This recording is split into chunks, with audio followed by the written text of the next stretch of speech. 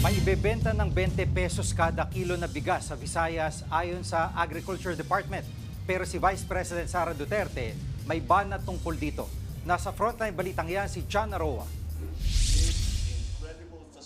Ang pangako ni Pangulong Bongbong Marcos na 20 pesos na kada kilo ng bigas magkakatotoo na raw at sisimulan yan sa Visayas. Mismong si Agriculture Secretary Francisco Chu Laurel Jr. ang nag-anunsyo niyan. Kasunod ito ng closed-door meeting sa Cebu Provincial Capital kasama ang Pangulo at ang ilang gobernador ng Visayas. Our President has given the directive to the Department of Agriculture to formulate this to be sustainable and ituloy-tuloy hanggang 2028. Pinaplansya na ang guidelines sa pamamahagi ng 20 pesos na bigas. Para maisakatuparan yan, sa 33 pesos na kada kilo ng bigas, sasagutin ng national government at ng mga LGU ang 13 pesos. Pero bawat pamilya, 10 kilo lang kada linggo ang pwedeng bilhin. Binanatan naman yan ni Vice President Sara Duterte. Yan yung 20 pesos per kilo na binibenta, yung pinapakain sa baboy. Hindi mga hayop ang mga Pilipino. Duda rin ng bise, tila may bahid politika ang pangakong ito dahil sa nalalapit na eleksyon.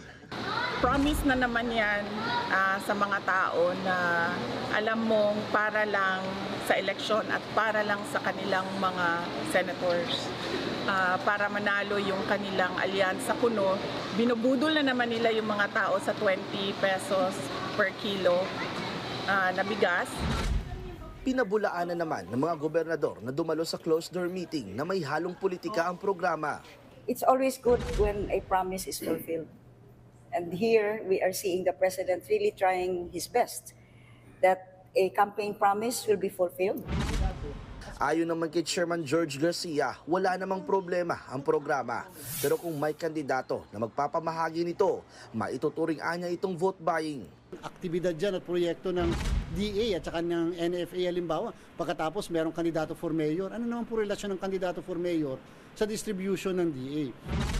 Sa ngayon, binabalangkas na ng mga lokal na pamahalaan ang magiging sistema sa pagbebenta ng 20 pesos na bigas. Nagbabalita mula sa Frontline, John Aroa, News 5, Visayas. Mga kapatid, Jiggy Manikad po, iba na ang may alam at may pakialam sa panahon ngayon.